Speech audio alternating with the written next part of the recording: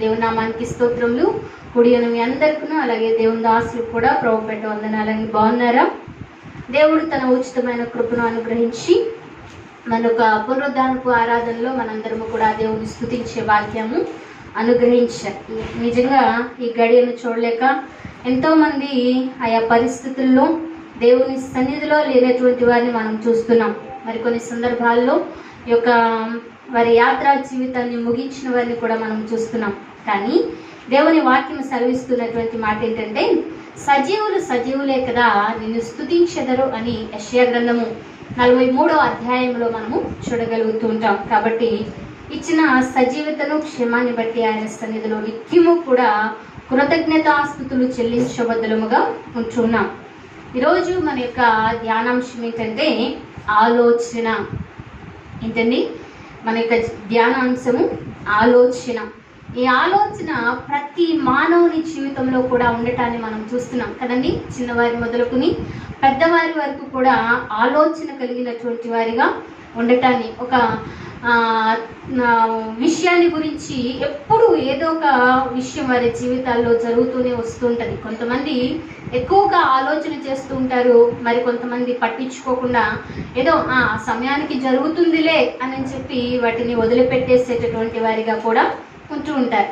అయితే దేవుని వాక్యము సెలవిస్తున్నటువంటి మాట ఏంటంటే, లేఖన భాగంలో ఒక మాటను చదువుకుందాం చూడండి. కీర్తన భాగము 92వ కీర్తన 5వ వాక్యం.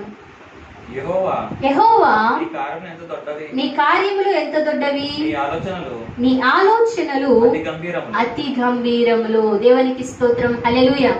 మానవులు చేసేటటువంటి ఆలోచన నార్మల్గా అనిపిస్తూ ఉంటుంది. అది ఒక్కొక్కసారి ప్రయోజనాన్ని కలుగచేస్తుంది, ఒక్కొక్కసారి దుష్పరిణామాలకు కూడా తావు తీసేటటువంటిదిగా ఉండటాన్ని మనం చూస్తూ వస్తుంటాం. ఒకసారి అంటండి, డాక్టర్ మైకేల్ జాకబ్సన్ అనేటటువంటి డాక్టర్ గారు వారి యొక్క వైద్య బృందముతో చిన్న పరిశోధన చేస్తారంటండి. ఆ పరిశోధన చేసినటువంటి సమయంలో కొంతమందిని, ఒక 50 మంది వ్యక్తులను, 100 మంది వ్యక్తులను తీసుకొచ్చారంట.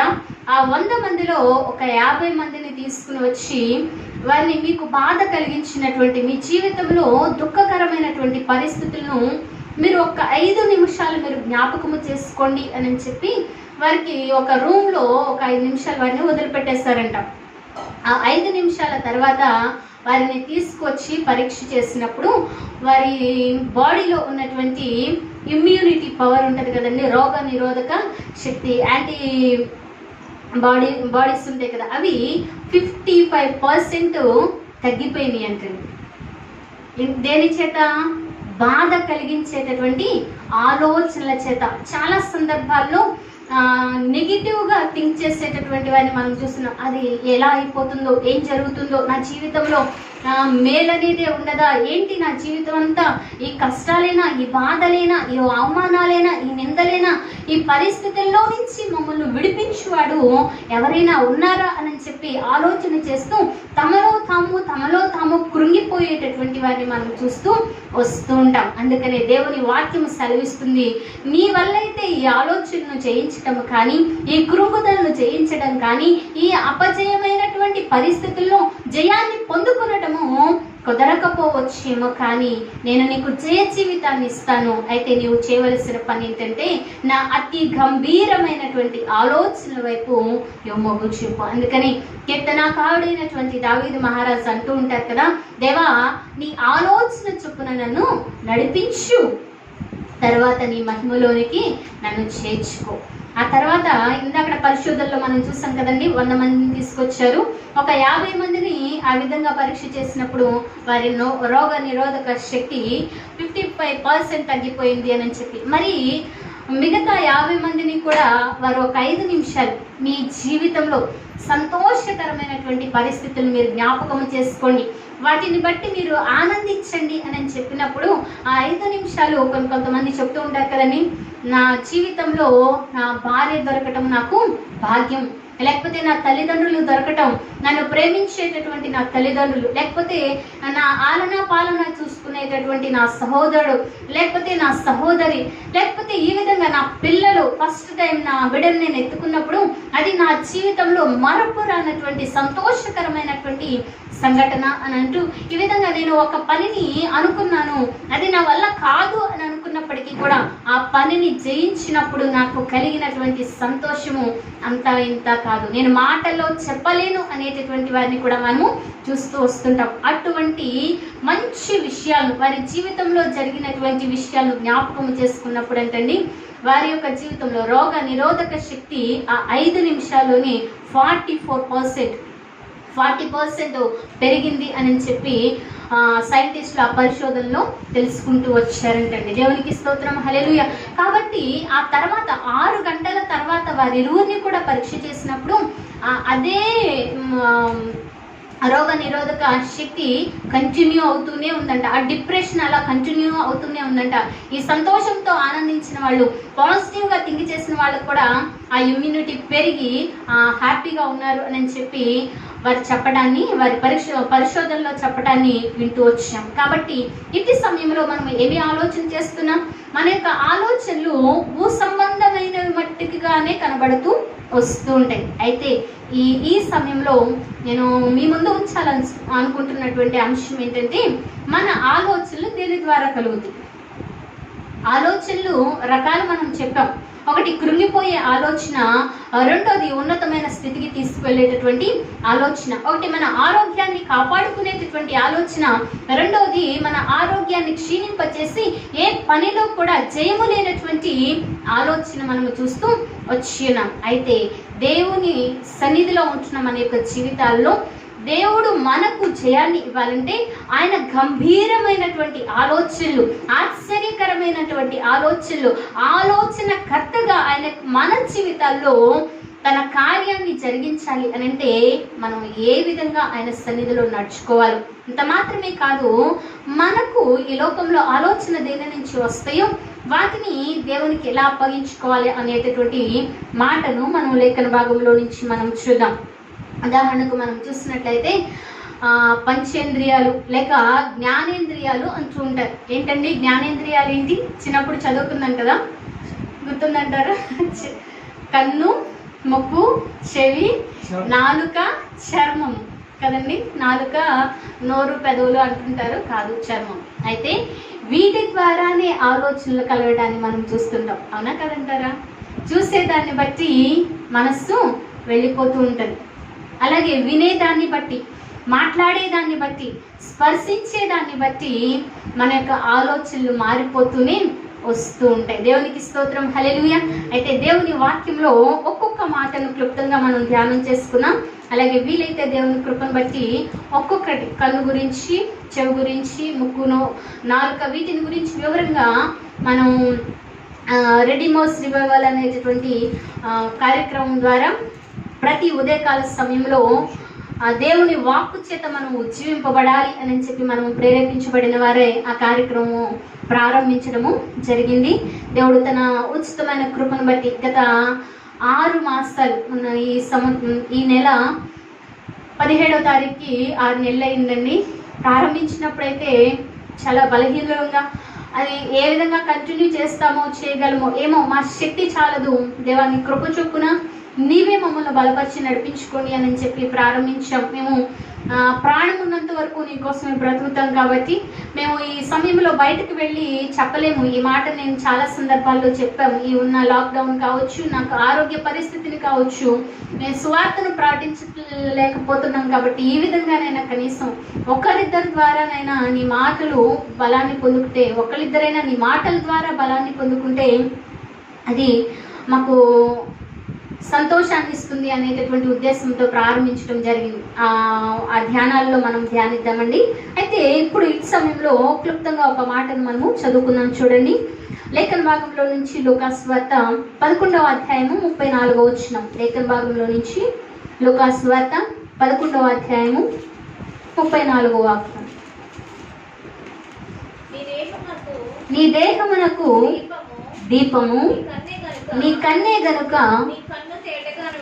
నీ కన్ను తేటగానుంటే నీ దేహమంతయు వెలుగుమయమై ఉండును. నీ దేహమంతయు వెలుగుమయమై ఉండును. వెలుగుమయమై ఉండును. దేవునికి స్తోత్రం. హల్లెలూయా, హల్లెలూయా, హల్లెలూయా. హల్లెలూయా. ఇక్కడ దేవుని వాక్యం సెలవిస్తున్నటువంటి మాట ఏంటంటే, మన దేహానికి వెలుగునిచ్చేటటువంటిది కన్నే.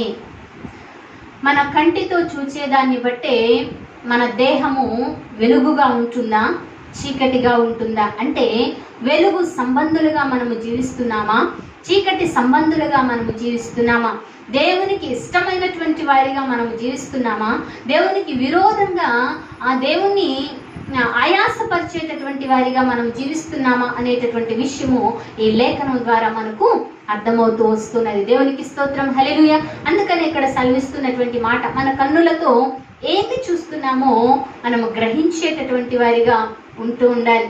ఈనాటి దినాల్లో మనం చూస్తున్నట్లయితే సెల్ ఫోన్స్ ఎక్కువైపోతున్నాయి కదండి.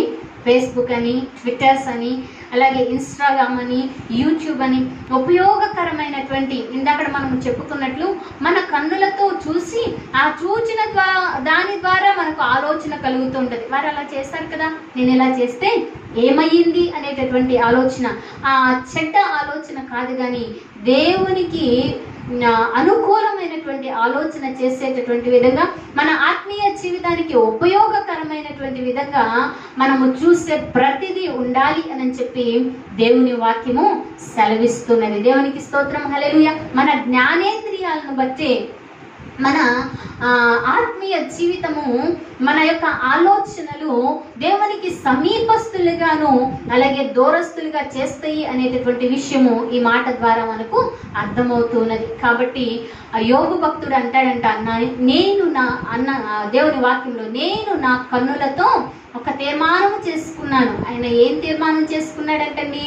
కన్యకను చూడనని నేను తీర్మానం చేసుకున్నాను. మరొక చోట నేను చెడును చూడనన్న తీర్మానము నేను చేసుకున్నాను అన్న మాటను లేఖనంలో మనము చూస్తూ వస్తుంటాం. మరి మన కన్నులతో మనం ఏం చూస్తున్నాము? దేవుని వాక్యంలో ఉన్నటువంటి మాట ఏంటంటే, దేవుని మోహపు చూపే అది తప్పుగా, పాపముగా దేవుని వాక్యము సెలవిస్తూ వస్తున్నది. మనం అనుకోకుండా చూసినటువంటి, ఇప్పుడు మనం దారిలో వెళ్తూ ఉంటాం, ఏదో వాల్ పోస్ట్ కనిపిస్తుంది, సడన్ గా మనం చూస్తాం, మన కన్ను తిప్పుకోవాలి.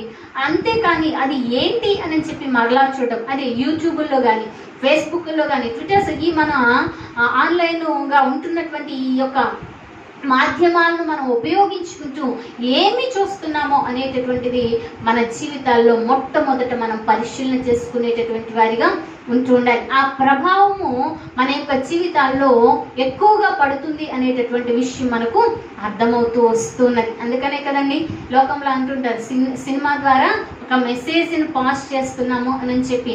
అది మంచిది కావచ్చు, చెడ్డది కూడా కావచ్చు, కానీ వారు చెడ్డదాన్ని విడిచిపెట్టి మంచిని తీసుకోండి అని చెప్తూ వస్తుంటారు, కానీ చెడు వైపు ఎక్కువ ప్రభావాన్ని చూపిస్తూ వస్తుంటారు. కానీ దేవుని వాక్యము సెలవిస్తున్నటువంటి మాట ఏంటంటే, సినిమా గురించి చెప్తున్నారు, మేము సినిమాని చూడొచ్చా అంటే దేవుని వాక్యము చూడమని మాత్రము చెప్పటల్లా. అల్లరితో కూడిన ఆట పాటలు, జగడములు, గొడవలు ఇవన్నీ ఎక్కడున్నాయండి?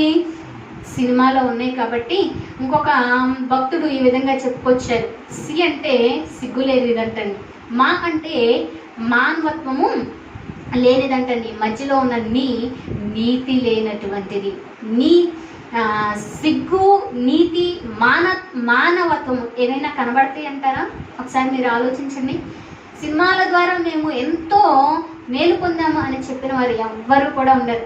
మా జీవితాల్లో ఆ చూసే సమాజంలో జరిగేవేగా వారు తీస్తుంది అని చెప్పి ఎందుకు వెళ్తున్నారో కూడా అర్థం ఉండదు. వాటిని ఎందుకు చూస్తున్నారో కూడా అర్థం ఉండదు.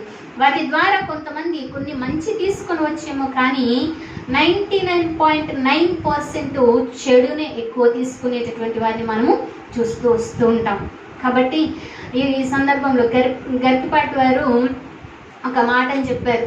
అదేంటి, ఏదో మూవీలో అంటండి, ఒక స్మగ్లరో ఏవో సంథింగ్ ఎవరో ఉన్నారంట, ఆయన మోటివేషనల్ దాంట్లో వింటూ ఉన్నప్పుడు ఆ మాటను చెప్తున్నారు. అది సమాజానికి ఎలా ఇస్తారు, అది నాకు తెలియదు అంశం ఏంటో, కానీ అది సమాజానికి తనను ఎలా హీరోగా చూపిస్తారు అని చెప్పి ఆయన చెప్పడాన్ని మనం చూస్తున్నాం.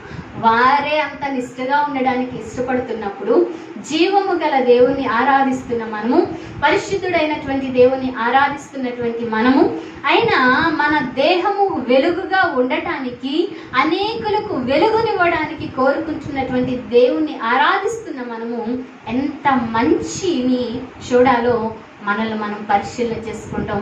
మన యొక్క జీవితాలకు ఆశీర్వాదకరం. దేవునికి స్తోత్రం, హల్లెలూయా. మొట్టమొదటి మన కన్ను ద్వారా ఏమి చూస్తున్నాం?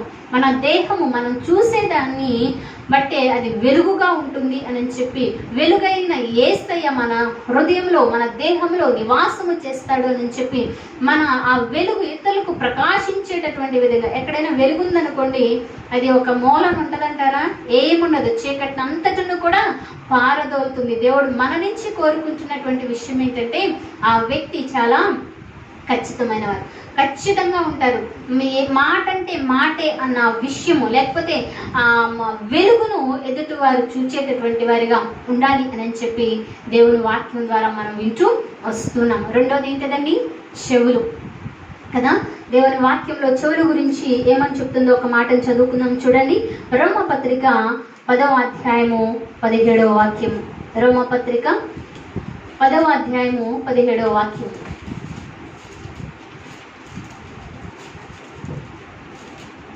నిన్ను చూచే కన్నులు నాకు ఇమ్మయ్యా, నిన్ను పిలిచే పెదవులు ఇమ్మో యేసయ్యా. నిన్ను కాగా వినుట వలన విశ్వాసము కలుగును, వినుట క్రీస్తును గూర్చిన మాట వలన కలుగును. రోమపత్రిక 8వ అధ్యాయము 17వ వాక్యం. క్షమించండి, 10-17లో మనం చూస్తే, వినుట వలన విశ్వాసము కలుగుతుంది. ఏం వింటున్నాం? అక్కడే చెప్తున్నారు కదా, ఏమి వింటే విశ్వాసం కలుగుతుందో, ఏమి వినాలో అన్న మాటను మనం చూస్తున్నట్లయితే, వినుట క్రీస్తును గూర్చిన మాట వలన కలుగును. ఆ విశ్వాసం అనేటటువంటిది, లేకపోతే ఏమి వినాలి అనేటటువంటిది మనం చూస్తే, క్రీస్తుని గురించి మనము వినాలంటండి. కానీ ఖాళీ దొరికిందనుకోండి, మనుషులు ఏం చేస్తూ ఉంటారు? ఈవినింగ్, ఈ మధ్యకాలంలో టీవీలు, సీరియల్స్ ఇవి ఎక్కువైపోయినాయి కానండి, చక్కగా పనంతా చేసుకుని వరండాల మీద, లేకపోతే చిన్న చిన్న పెట్టగోడల మీద అటు నుంచి ఇటు, ఇటు నుంచి అటు కూడా అదంట ఇదంట అని చెప్పి సంభాషణ చేసుకునేటువంటి వారిని మనం చూస్తూ ఉంటాం. దేవుని వాక్యం సెలవిస్తుంది, మన ఉన్న వ్యక్తి కాకుండా మన దగ్గర లేని మూడో వ్యక్తి గురించి మనం మాట్లాడకూడదండి. దేవుని వాక్యం మలాకి గ్రంథంలో మనం చూస్తున్నట్లయితే, పరిశుద్ధులు ఇద్దరు ఏకీభించి మాట్లాడుకుంటే పరమందు దేవుడు వాటిని ఆలకిస్తున్నాడంట. నువ్వు మాట్లాడే దాన్ని బట్టి నీ చెవులు ఏమి విని ఏమి గ్రహిస్తున్నాయి? చెడును ఎక్కువగా వింటూ వస్తే, చెడు మాటలు ఎక్కువగా వింటే, అందుకనే ఒక సంసారం కూలిపోవాలి అని అంటే చెప్పుడు మాటలు వినకూడదు అన్న మాటను మనం చూస్తూ వస్తుంటాం. అక్కడ జరిగిన సిచ్యువేషన్ ఏంటో అది మనం గ్రహించేటటువంటి వారిగా ఉండాలి అనేటటువంటి విషయాన్ని కూడా మనము చూస్తూ వస్తుంటాం. కొంతమంది ఎంతసేపు మాటలు ఇంట్లో ఉన్న వారిని గ్రహించరు, పరిస్థితులను గ్రహించరు, కానీ అక్కడ ఉన్నటువంటి చెప్పేటటువంటి వారి మాటలను విని అవతల వారిని నిర్ధారణ చేసేటటువంటి వారిని కూడా మనము చూస్తూనే వస్తూ ఉంటాం. కాబట్టి ఒక వ్యక్తి గురించి మనకు తెలియకుండా మనం ఏ నిర్ధారణ కూడా రాకూడదు. రెండవదిగా మనం చూసినట్లయితే, చెడును మనం వినకూడదు. కానీ అందుకనే ఈ లోకంలో ఒక 3 కోతులను చూపిస్తూ వస్తుంటారు. ఏమనండి? చెడు చూడొద్దు, చెడు వినవద్దు, చెడు మాట్లాడవద్దు. సమాజమే అంతిదిగా ఉంటుంటే, సమాజాన్ని బాగు చేయడానికి, సమాజము కోసము, సర్వ మానవాళి కోసము తన ప్రాణాన్ని పెట్టినటువంటి దేవుని మాట వినినప్పుడు మనం ఎంత ప్రయోజకులుగా మార్చబడతామండి. దేవుని వాక్యము సెలవిస్తున్నది, గతంలో కూడా చెప్పుకుంటూ వచ్చాం. ద్వితీయోపదేశ కాండంలో మనం చూసినట్లయితే ఆయన అంటున్నాడు, ఈ నా మాటలు శ్రద్ధగా విని వాటిని గైకొనిన ఎడల ఈ దీవెనలన్నీ వచ్చి మీకు ప్రాప్తించు. నువ్వు ఎక్కడ దీవించబడాలనుకుంటున్నావు? పొలంలో దీవించబడాలా? నువ్వు భూఫలము దీవించబడాలా? గర్భఫలము దీవించబడాలా? ఇంట్లో దీవించబడాలా? బయట దీవించబడాలా? నువ్వు ఉన్నతంగా ఉండాలా? తలగా ఉండాలా? ఇవన్నీ కూడా దేవుడు నా జీవితాల్లో కోరుకుంటూనే వస్తూ ఉన్నాడు. మనము దీవించబడాలి, మనం ఆశీర్వదించబడాలి అని అంటే మనము దేవుని మాటను శ్రద్ధగా వినేటటువంటి వారిగా ఉంటూ ఉండాలి. కానీ దేవుని వాక్యంలో మరొక చోట మనం చూసినట్లయితే తిమోతి పత్రికలో అంటుంటారు కదా, దురద చెవులు కలిగిన వారు కలరండి.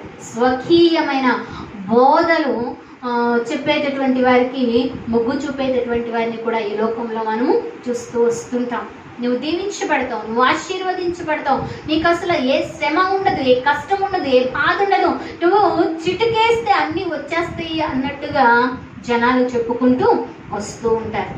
కానీ దేవుని వాక్యం సెలవిస్తున్నటువంటి మాట ఏంటంటే, ఆయన్ను ఆరాధిస్తున్నప్పుడు లోకంలో మీకు శ్రమ కలుగును, అయినను ఏం చేయాలంటండి, ధైర్యము తెచ్చుకోండి, లోకమును జయించినది మీ విశ్వాసమే.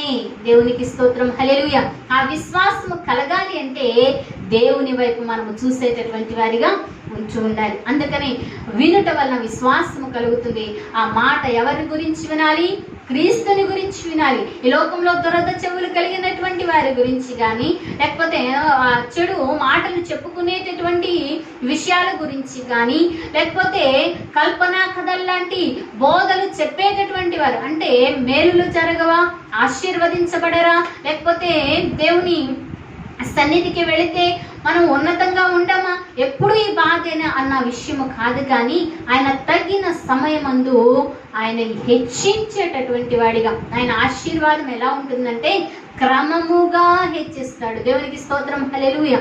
అక్రమమైనది ఒకేసారి వచ్చి పడుతుందేమో. అందుకని ఈ లోకంలో ఒక సామెత వచ్చింది, నడమంత్రపు సిరంటండి ఎవరిని కూడా కానదంటండి కదా, ఎవరికి నెత్తి మీదకి ఎక్కినీరా కళ్ళు వీడికి అంటుంటారు. కాబట్టి దేవుని ఆశీర్వాదము ఎన్నటికి కూడా ఆశీర్వాదంగానే ఉంటుంది. అది క్రమముగా అభివృద్ధి కలిగించేటటువంటిదిగా ఉంటూ ఉంటుంది. ఆ క్రమమైన అభివృద్ధిని, ఆశీర్వాదాన్ని మనం పొందుకోవాలి అనంటే దేవుని వాక్యము సెలవిస్తున్నటువంటి మాట ఏంటంటే, విశ్వాసములో మనము అభివృద్ధి పొందాలి. విశ్వాసమునకు తండ్రి అయినటువంటి అబ్రహాము భక్తుని జీవితంలో ఎంతో విస్తారంగా ఆశీర్వదించబడ్డాడంటే, ఆయన లోతు కాపరులకు అలాగే అబ్రహాము కాపరులకు కూడా మనం చూస్తున్నట్లయితే కలహము కలిగిందంటండి. అంత విస్తారంగా దేవుని చేత ఆయన ఆశీర్వదించబడినట్లు మనం చూస్తూ వస్తున్నాం. అయితే ఇదంతా ఎక్కడ కలిగింది? దేవుని విశ్వసించుట ద్వారా, దేవుని మాటకు లోబట్టుట ద్వారా, దేవుని అడుగు జాడల్లో నడుచుట ద్వారా. కాబట్టి మనం ఏమి వింటున్నాము? ఈ లోకవార్తలు మనం చెప్పుకుంటూ వస్తున్నామా? మన సమయాన్ని వ్యర్థము చేసుకుంటూ వస్తున్నామా? లేకపోతే దేవుని వాక్యాన్ని వింటూ దేవుని వాక్యంలో మన విశ్వాసాన్ని పెంపొందించుకుంటున్నామా? మనల్ని మనం పరిశీలన చేసుకోవాలి. ఆ విశ్వాసమును బట్టి విశ్వాసం అన్నది నిరీక్షింపబడు వాటి యొక్క నిజస్వరూపము. ఒకవేళ ఇప్పుడు ఈ యొక్క సమయంలో ఆ విషయాలు మనకు కనబడకపోవచ్చేమో, కానీ తర్వాత మనం చూస్తాము అనేటటువంటి పాజిటివ్ థింకింగ్ మనం దేవుని గురించి ఆలోచన చేస్తున్నప్పుడు, వాక్యం మనం వింటున్నప్పుడు, ఆయన ఆజ్ఞను అనుసరిస్తున్నప్పుడు మన జీవితాల్లో అనుభవించగలుగుతూ ఉంటాం. కానీ ఒకవేళ ఏదైనా శ్రమ వచ్చిందనుకోండి, దేవుని సన్నిధికి వెళుతున్నప్పటికీ కూడా విశ్వాసంలో బలము లేకపోతే వారు పడిపోయేటటువంటి వారిగా ఉంటుంటారు. అందుకని దేవుని వాక్యం, నిలిచి ఉన్నాననుకుంటున్నాను, నీవు పడిపోకుండా జాగ్రత్తగా చూసుకో. ఎలా చూసుకోవాలంటండి? మామూలుగా చూడడం కాదు, జాగ్రత్తగా చూసుకో.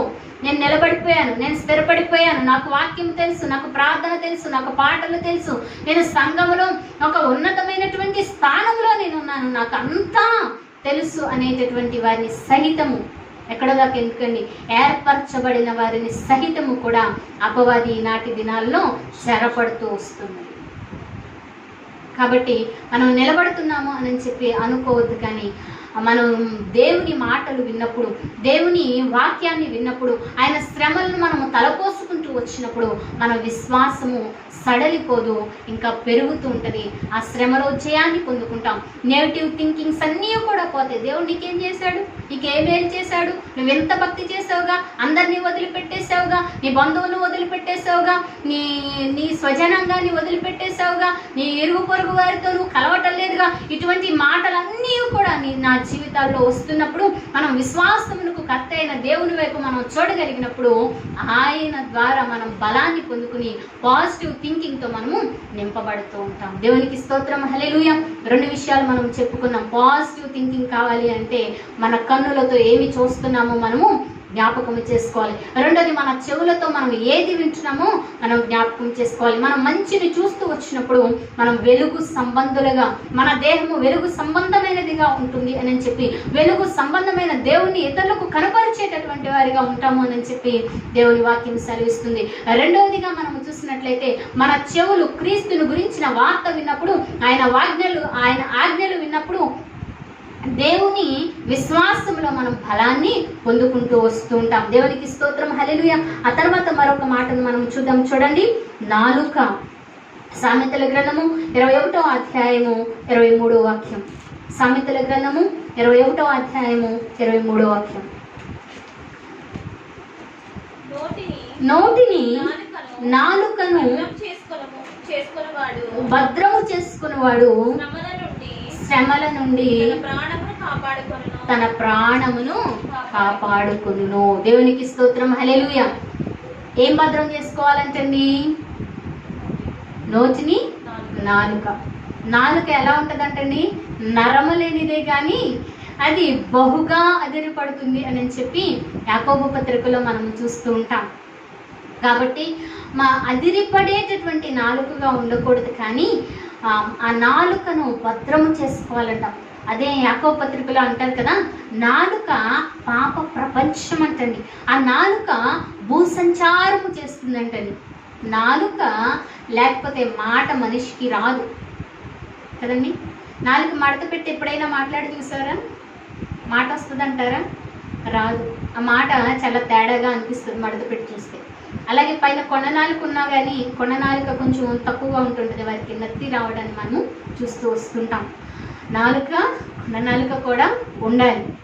ఇంకొక మాట కూడా అంటారు, కొండనాలుకి ఉన్న నాలుగు ముందేస్తే కొననాలుగు ఊడిందో ఏదో అంటుంటారు సంథింగ్. అయితే ఆ విధంగా మనం ఉండకూడదు, కానీ మన నాలుకను మనము జాగ్రత్త చేసుకునేటటువంటి వారిగా, మన మాటను జాగ్రత్త చేసుకునేటటువంటి వారిగా. ఈ లోకంలో సామెత, గారం గజ్జలకి ఏడిస్తే ఈపి దెబ్బలకి ఏడుస్తుంది అంటండి. మనం గారాలు పోతూ నోటికొచ్చింది మాట్లాడుతూ వచ్చామనుకోండి, ఆ తర్వాత మనకి శ్రమే, బాధే, కష్టమే, నిందే, అవమానమే. ఎక్కువ మాట్లాడేటటువంటి వారికి విలువ ఉంటుందంటారా? విలువ ఉండదు. అందుకని చిన్న విషయాన్ని కొటేషన్ మనం చూసినట్లయితే, నాణ్యం అంటండి సౌండ్ చేస్తుందంట, అదే పేపర్ ఉందనుకోండి అది సౌండ్ చేయదంటండి.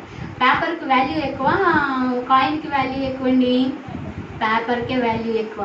వాల్యూ ఎక్కువ ఉన్నవారు మౌనంగా మాటలు అంటే సమయోచితంగా మాత్రమే. అందుకని దేవుని వాక్యంలో మనం చూసినట్లయితే, కృపాసహితంగా వినువారికి మేలు కలుగునట్లు వారి నోరును తెరుస్తారంటండి. దేవునికి స్తోత్రం, హల్లెలూయా.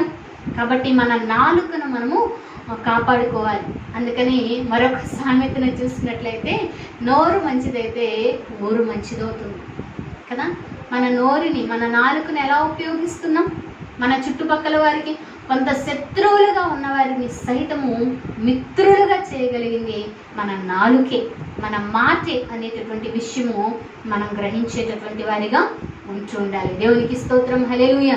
కాబట్టి ఈ నాలుక పాప ప్రపంచ భూ సంచారము చేస్తూ ఉంటుంది. మనం ఇక్కడ ఉంటాం కానీ ఎక్కడెక్కడ విషయాల్లో కూడా మనము చెప్పుకుంటూ వస్తూ ఉంటాం. కానీ దేవుని సన్నిధిలో మనం నాలుకను భద్రం చేసుకుంటూ దాన్ని సాధు చేసుకున్న ఎడల మనం శ్రమ నుంచి మనం తప్పించబడతాము అని చెప్పి దేవుని వాక్యము సెలవిస్తున్నది.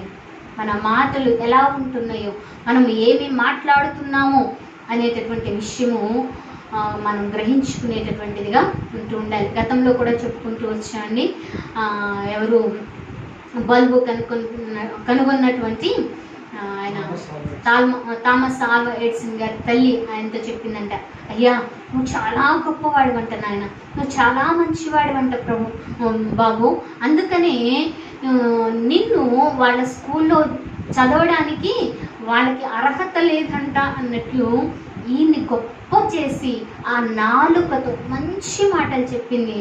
ఆ తర్వాత దినాల్లో స్కూల్లో చదవడానికి మీ వాడికి ఏ యోగ్యత లేదు, మతి మరుపు లేకపోతే పనికిరాడు అన్నటువంటి థామస్ ఆల్వా ఎడిసన్ బల్బును కనుక్కున్నాడని, లోకానికి వెలుగునిచ్చాడు. అతనికి ఎవరు స్ఫూర్తినిచ్చారు, ఎవరు మోటివేట్ చేశారు? తల్లి మాటలు. కాబట్టి ఆ మాట ధైర్యాన్ని ఇస్తుంది, ఆ మాట ఉత్సాహాన్ని ఇస్తుంది. కాబట్టి మన నాలుకతో మాట్లాడే మాట ద్వారా మన యొక్క జీవితాల్లో మేలైనా కీడైనా మనం పొందుకుంటాము అనేటటువంటి విషయము మనకు అర్థమవుతూ వస్తున్నది. కాబట్టి మన నాలుక ద్వారా ఇంకోటి ఏంటంటే, హృదయము నిండింది నోరు పలుకుతూ వస్తూ ఉంటుంది. దేవునికి స్తోత్రం, హల్లెలూయా. నీ హృదయంలో దేవుని వాక్యముతో నింపబడినప్పుడు కృపాసహితంగా మాట్లాడతాం. దేవుని వాక్యము లేకపోతే ఇహ సంబంధమైనటువంటి వ్యక్తుల వలె నోటికి వచ్చినట్లు కొంతమంది నోరు విప్పితేనండి పంచాంగాలే కదండి, చివర అక్షరాలు ఉండకుండా వారి మాటలు ముగించబడవు. చాలా బాధాకరమైనటువంటి విషయం. కొన్ని మన దగ్గర అటువంటి వారు లేరు. దేవునికి స్తోత్రం కలుగును గాక. ఎన్నో సంవత్సరాల నుంచి ఆరాధిస్తున్నప్పటికీ కూడా, దేవుని సన్నిధికి వస్తున్నప్పటికీ కూడా వారి నోరును, వారి నాలుకను సాధు చేసుకుని దాన్ని స్వాధీనపరుచుకుని శ్రమ నుంచి తప్పించబడేటటువంటి వారు తక్కువ మంది కనబడుతూ ఉన్నారు. కాబట్టి మనం ఆలోచన చేద్దాం. ఆ తర్వాత మనం చూసినట్లయితే ముక్కడి వాక్యంలో చూడండి. సామెతల గ్రంథము 30వ అధ్యాయము 33వ వాక్యం.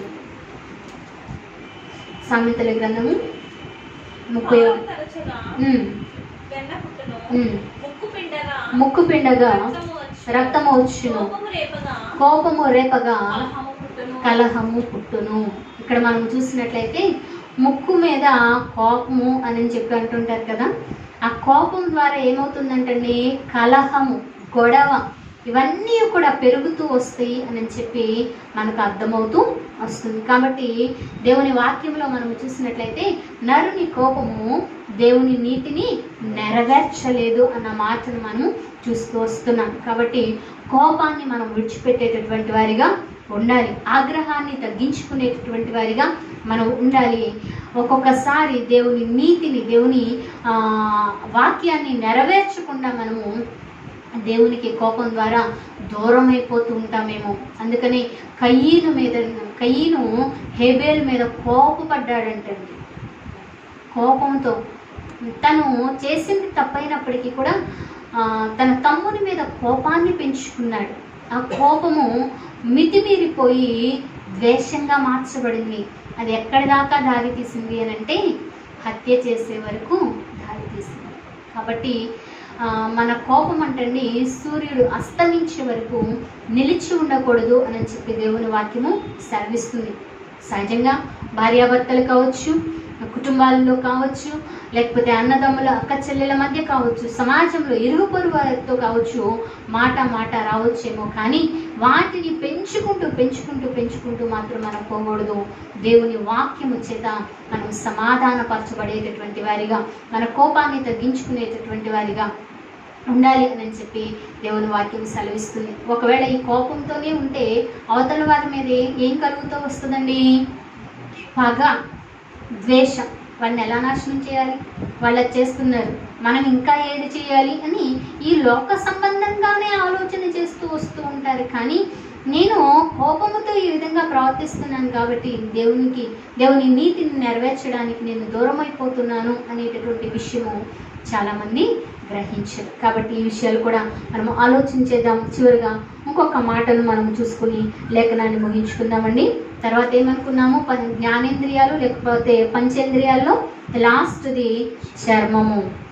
అక్కడ మనం చూస్తూ వచ్చినట్లయితే ఆదికాండ గ్రంథంలో ఏశావు యాకోబుల గురించి మనం చూస్తే అక్కడ యాకోబు తండ్రి యొద్దకు ఎలా వెళ్ళాడండి? గొర్రె చర్మము కప్పుకొని. అక్కడ అంటున్నాడు కదా, స్వరము చూస్తే యాకోబు, తడిమి చూస్తే ఏశావు. మరి మనల్ని తడిమి చూస్తే లోక సంబంధమైనటువంటి వారిగా ఉంటున్నామా? మన స్వరము చూస్తే అబ్బా ఎంత పాటలు పాడుతున్నారు, ఎంత వాక్యం అసలు నోరు తెరిస్తేనండి అన్నట్లు ఉంటున్నామా?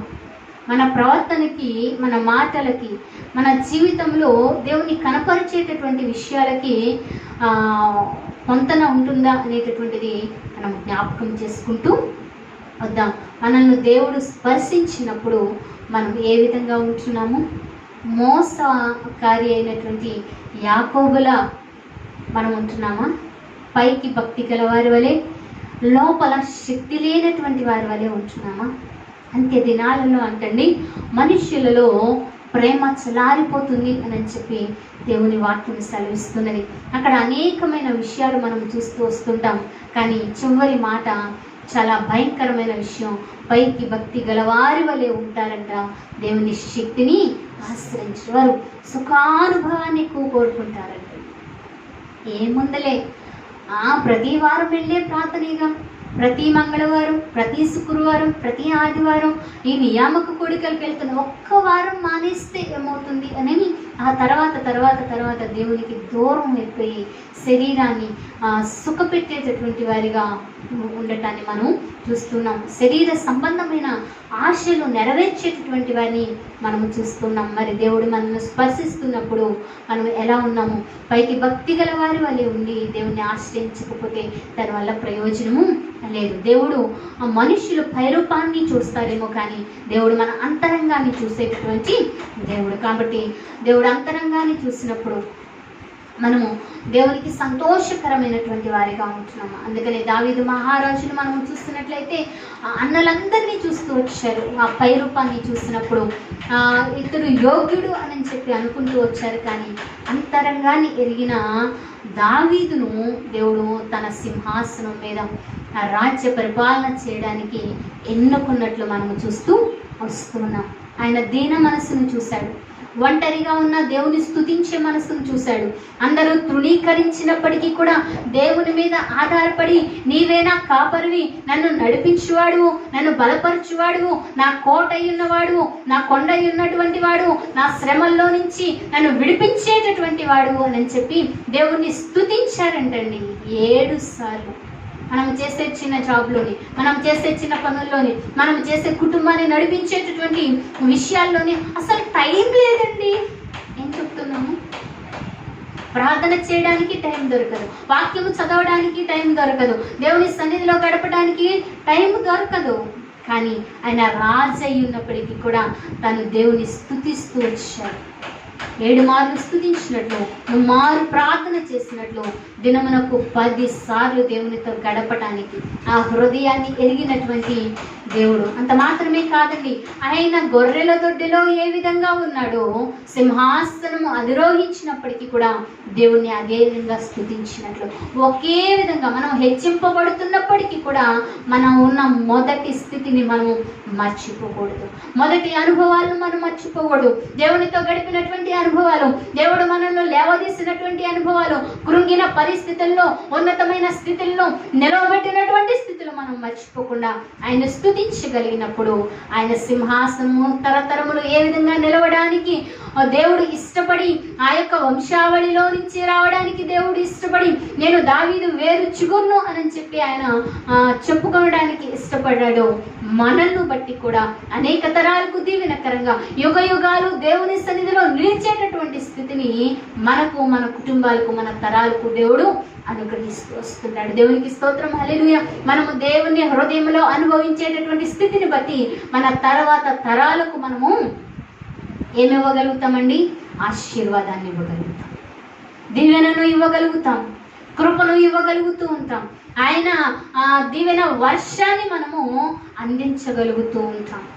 అదే మనం స్పర్శించినప్పుడు ఈ సుఖాన్ని ఎక్కువ అనుభవిస్తూ, ఈ సంతోషాన్ని ఎక్కువ అనుభవిస్తూ, లోకాన్ని ఎక్కువ ఆలోచన చేస్తూ, లోక సంబంధంగా జీవించిన ఆ తర్వాత తరాలకు మనం ఒక చెడ్డ తలంపుగా, చెడ్డ ఆలోచనగా మన ఆలోచన చేసినప్పుడు ఆయన అలా చేశాడు కాబట్టే మేము ఇలా ఉన్నాము అని చెప్పి అనుకోకూడదు. ఆయన అలా చేశాడు కాబట్టే మేము ఇంత ఉన్నతంగా ఉన్నాము, మేము ఇంత ఉన్నతంగా ఆశీర్వదించబడ్డాము అని చెప్పుకోవాలి. ఆయన అంత ఇదిగా ఆశీర్వదించబడినప్పటికీ కూడా అంటున్నాడు, అయ్యా నీవు నన్ను జ్ఞాపకము చేసుకుంటకు, నన్ను ఇంత హెచ్చులో ఉంచడానికి నా కుటుంబం ఏ పాటిది నాయన. ఈ రోజుల్లో ఆ తగ్గింపు ఎవ్వరికీ ఉండలేదండి. సంఘానికి వచ్చాము అంటే నాకు ఒక ప్రత్యేకమైన స్థానం కావాలి, ప్రత్యేకమైన పాట కావాలి, ప్రత్యేకమైన ప్రార్థన కావాలి, ప్రత్యేకమైన పదవి కావాలి, ఉన్నతంగా చూడాలి. నన్ను ఉన్నతంగా చూడకపోతే ఈ సంఘం కాకపోతే కానీ సంఘం వైపు ఆయన చూడటం లేదు. కానీ ఆయన ఎటువైపు చూస్తున్నాడు? దేవుడిచ్చే ఆశీర్వాదాన్ని చూస్తూ ఆయన తగ్గించుకుని రాజుగా చేయబడినప్పటికీ కూడా నేను ఏ పార్టీ వాడనయ్యా, నా కుటుంబం ఏ పార్టీది నాయన అని చెప్పి దేవుణ్ణి స్తుతిస్తున్నాడు. మరి ఉదయకాల సమయంలో మన ఆలోచనలు ఎలా ఉన్నాయి? దేవుడు ఉన్నతంగా ఆశీర్వదిస్తున్నప్పటికీ కూడా ఏమి చేశారులే, ఏమి ఉన్నాములే, ఈ బాధలేంటి, ఈ కష్టం ఏంటి అని చెప్పి చెడుగానే ఆలోచిస్తున్నామా? లేకపోతే మంచిగా ఆలోచన చేస్తూ ఆయన చేసిన మేలును జ్ఞాపకము చేసుకుంటూ ఆయన మరొక చోట 103వ కీర్తనలో అంటుంటాడు, నా ప్రాణమా యెహోవాను సన్నుతించుము, ఆయన చేసిన ఉపకారములలో దేనిని మరువద్దు, నా ప్రాణమా యెహోవాను సన్నుతించు. మరొక దేవుని సన్నుతించేటటువంటి స్పర్శతో మనం నింపగలుగుతున్నామా? ఆ స్పర్శ ఉన్నప్పుడు ఆ తృష్ణ, ఆ యొక్క గ్రహించేటటువంటి, మరి చర్మం మీద కొంతమందికి ఏదైనా గాయం తగిలింది అనుకోండి, తాకినప్పుడు స్పర్శ ఉండదు కదా. అలాగే దేవుడు మన జీవితాల్లో మేలు చేసింది మనం గ్రహించే స్పర్శ లేకపోతే మన యొక్క ఆలోచనలు వ్యతిరేకంగానే మార్చబడతాయి. కాబట్టి దేవుడు చేసిన మేలును మనం స్పర్శించగలిగినప్పుడు మన జీవితాల్లో మరి ఎక్కువ మేలును పొందుకుంటాం, మరి ఎక్కువ ఉన్నతమైనటువంటి స్థితికి మనం వెళ్ళగలుగుతుంటాం. దేవుడు మనల్ని అనేకులకు ఆశీర్వాదకరంగా నిలవబెడుతూ ఉంటాడు. కాబట్టి ఈ ఉదయకాల సమయంలో మనం దేవుని సన్నిధిలో ఉన్నాము. దేవుడు మన ఎడల గంభీరమైనటువంటి ఆలోచనలు కలిగి ఉన్నాడు. అందుకని దావీదు మహాదేవా ఈ ఆలోచన చొప్పున నన్ను నడిపించు, తర్వాత మహిమలోనికి చేర్చుకో. మనం మహిమలో ప్రవేశించబడాలి అంటే మన కన్ను వెలుగు సంబంధంగా ఉండాలి, మన చెవులు విశ్వాసము నింపబడేటటువంటి మాటలను వినాలి, అలాగే మన నాలుక కృపాసహితమైనటువంటి మాటలు, మేలు కలిగేటటువంటి మాటలు పలికేటటువంటిదిగా ఉండునట్లు దాన్ని మనం సాధన చేసుకోవాలి. అలాగే మన చర్మము ఏం చేయాలండి? దేవుని స్పృశించేటటువంటి, ఆయన మేలును స్పృశించేటటువంటిదిగా ఉండాలి అని చెప్పి దేవుని వాక్యం అర్థమవుతుంది. అలాగే మన ముక్కు దేవుని నీతిని నెరవేర్చనిదిగా కాకుండా దేవుని నీతిని నెరవేర్చేదిగా ఉంటూ ఉండాలి. మంచినే స్మెల్ చూస్తుంది, అది చాలా గొప్ప విషయం. కన్ను చెడు చూస్తుంది, మిగతా అన్నీ కూడా చెడును చూస్తాయి, కానీ ముక్కు చెడును ఎప్పుడూ కూడా ఆస్వాదించదండి. బ్యాడ్ స్మెల్ వచ్చిందనుకోండి, గబుక్కున ముక్కును పట్టుకుంటాం. కానీ ముక్కులో ఉన్న బ్యాడ్ లక్షణం ఏంటంటే ఆ ముక్కు టెమిట్ అయిపోతూ ఉంటుంది కదా. మంచి ఆహారం దొరికినప్పుడు కదా, మంచి స్మెల్ మంచిగా వచ్చిందనుకోండి, దానికి స్వాధీనం అయిపోతుంది. మంచి సెంట్, పర్ఫ్యూమ్, ఇట్లా మంచితోనే దేవునికి దూరం అయిపోయేటటువంటి స్థితి కూడా ఉంటుంది. కాబట్టి మనము ఎలా ఉంటున్నామో ఆ విషయాన్ని కూడా మనము జ్ఞాపకం చేసుకుంటూ వద్దాం. దేవుని ఆలోచన మన పక్షంగా గంభీరమైనది. ఆ గంభీరమైన ఆలోచన గ్రహించి ఆయన అడుగుజాడల్లో మనం నడుద్దాం, నిత్యత్వంలోనికి మనము చేర్చబడదాం. అతి ఉన్నతమైన ఆశీర్వాదంతో దేవుడు మనల్ని, మన కుటుంబాలను నింపి దీవించి ఆశీర్వదించినగాక. ఆమేన్. ప్రైజ్ ది లార్డ్ అండి. May God bless you.